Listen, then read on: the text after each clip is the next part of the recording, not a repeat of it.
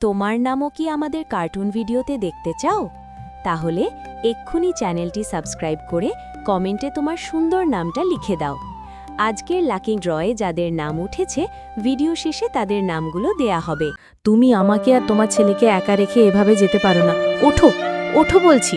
আমি তোমাকে আমার দিব্যে জিতছি। তুমি ওঠো, তুমি ওঠো।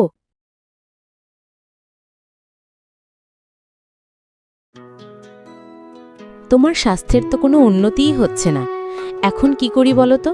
আমাদের তো এত টাকা নেই যে তোমাকে ডাক্তার দেখাবো। না না, আর ডাক্তার দেখিয়ে কোনো লাভ নেই। আমার সময় ধীরে ধীরে ঘনিয়ে আসছে। আমি আর পারছি না। বাবা, তুমি কি ধরনের অশুভ কথা বলছো? তোমার কিছুই হবে না, তুমি সুস্থ হয়ে যাবে। রাজু একেবারে ঠিক বলেছে, তোমার কিছুই হবে না, তুমি শীঘ্রই সুস্থ হয়ে উঠবে। উঠবে। রহিমা, তুমি কতক্ষণ আর নিজেকেই মিথ্যে সান্ত্বনা দিতে থাকবে? ডাক্তারবাবু স্পষ্টভাবে বলেছে যে আমি আর কয়েক দিনের অতিথি মাত্র। আজ তুমি কি ধরনের অশুভ কথা বলছো? তোমার কিচ্ছু হবে না, দেখো তুমি শীঘ্রই সুস্থ হয়ে উঠবে, তুমি ঠিক হয়ে যাবে। রাজু, তুমি বাবার যত্ন নিও, আমি মাঠের দিকে যাচ্ছি। এই বলে রহিমা মাঠের দিকে রওনা হয়। রহিমা সবেমাত্র মাঠে পৌঁছেছিল, ঠিক তখনই রাজু সেখানে এসে উপস্থিত হয়। মা, মা। কি হয়েছে রাজু? তুই বাবাকে বাড়িতে একা রেখে কেন এসেছিস এখানে? কি হয়েছে? কি হয়েছে বল। তুমি চলে যাবার পর বাবার স্বাস্থ্য হঠাৎ খারাপ হতে শুরু করে, তাই আমি এখানে এসেছি তোমাকে ডাকতে। এরপর রাজু এবং রহিমা তৎক্ষণাৎ তাদের বাড়ির দিকে রওনা দেয়। আরে, কি হয়েছে? তোমার স্বাস্থ্য হঠাৎ করে এত খারাপ হয়ে গেল কি করে? রহিমা, আমি আর এখন সহ্য করতে পারছি না।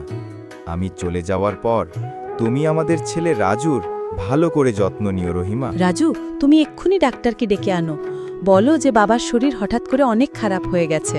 না রহিমা, আর এসব করে কোনো লাভ নেই। তোমরা দুজনেই আমি চলে যাওয়ার পর। এই কথা বলতে বলতে রাহুল তার শেষ নিঃশ্বাস ত্যাগ করে এবং রহিমা জোরে জোরে কাঁদতে শুরু করে। এ কি হলো? এ কি হলো? না না না না, তুমি আমাকে আর তোমার ছেলেকে একা রেখে এভাবে যেতে পারো না। ওঠো, ওঠো বলছি। আমি তোমাকে আমার দিব্যে জিতছি। তুমি ওঠো, তুমি ওঠো। বাবা, কি হয়েছে? বাবা, তুমি কথা বলছো না কেন? তুমি আমাদের একা রেখে যেতে পারো না, তোমাকে ছাড়া আমরা দুজনে কিভাবে বাঁচব? তুমি ওঠো, ওঠো বলছি, ওঠো। রহিমা ও রাজু গভীর দুঃখে কাঁদতে থাকে। এর কিছুদিন পর রাহুলের শেষ কৃত্য সম্পন্ন হয়। রাজু, এত মন খারাপ করিস না বাবা।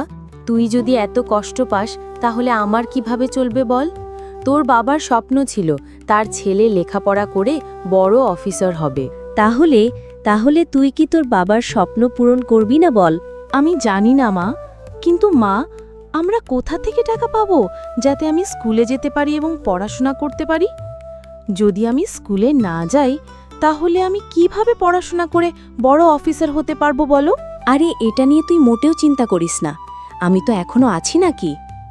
আমি মাঠে গিয়ে দিনরাত কঠোর পরিশ্রম করব। আমি তোকে ভালোভাবে পড়াবো এবং তুই অবশ্যই পড়াশোনা করে তোর বাবার স্বপ্ন পূরণ করবি। ঠিক আছে মা, এখন তুই স্কুলে যা, আমি মাঠের দিকে যাচ্ছি। কি হয়েছে জমিদার বাবু? আজ আপনি আমাদের বাড়িতে কিভাবে এসেছেন? আরে রহিমা, আমি আমার সুদের টাকা নিতে এসেছি। আমি টাকার কথা তো কিছুই বুঝতে পারছি না জমিদার বাবু। আপনি এসব কি বলছেন? রাজুর বাবা তো কখনো আমাদের বলেনি যে সে আপনার কাছ থেকে টাকা ধার নিয়েছে।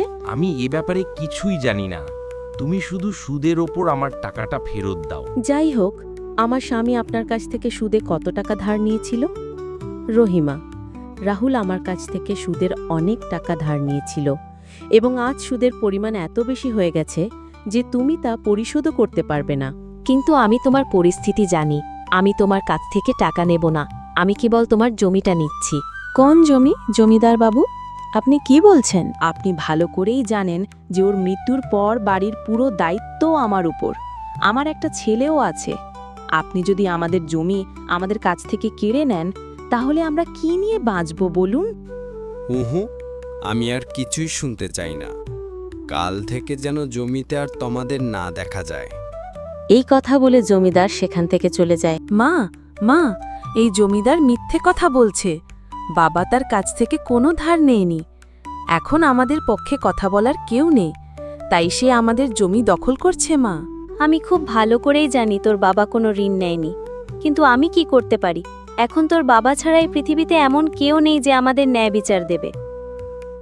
মা, এখন তো আমাদের জমিও চলে গেল, তাহলে তুমি আমাকে কিভাবে লেখাপড়া করাবে? মা, চিন্তা করো না, এখন থেকে আমি আর পড়াশোনা করব না, কারণ আমাদের কাছে টাকা নেই। ওরে না রে বাবু, তুই অবশ্যই পড়াশোনা করবি আর একদিন তোর বাবাকে গর্বিত করবি। চিন্তা করিস না, আমি এখনো বেঁচে আছি। আমি মাটির হাড়ি তৈরি করে গ্রামে গ্রামে বিক্রি করব। আমি টাকা আয় করবই, যাতে আমাদের ঘরটা চালাতে পারি, তুই পড়াশোনা করতে পারিস। এরপর রহিমা মাঠে হাড়ি তৈরি করতে শুরু করে এবং গ্রামে গ্রামে তা বিক্রি করতে শুরু করে, যার ফলে রহিমা তাদের দুজনের সমস্ত খরচ আয় করে। একদিন রাজু স্কুল থেকে বাড়ি ফিরছিল, তখন এই ছোট প্রাণীদের জীবন কত কঠিন। এই প্রাণীদের জল খেতে নদীতে যেতে হয়। আমি যদি তাদের জন্য কিছু করতে পারতাম।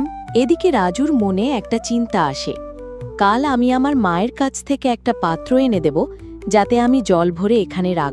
আজকের লাকি ড্রয়ে যাদের নাম উঠেছে তারা হল রুম্পা, নুসরাত জাহান, আলিফা, আফরোজা, শিফা, ঈশিতা, ফারিয়া, মাবিয়া, ইভা, আফরিন, অস্মিনা, শান্ত, জিহান, সাদি। তোমার নামটা নেই, মন খারাপ করো না, কারণ পরের ভিডিওতে থাকতে পারে তোমার নামটি। তাই দেরি না করে তাড়াতাড়ি চ্যানেলটি সাবস্ক্রাইব করে তোমার সুন্দর নামটা কমেন্টে লিখে দাও।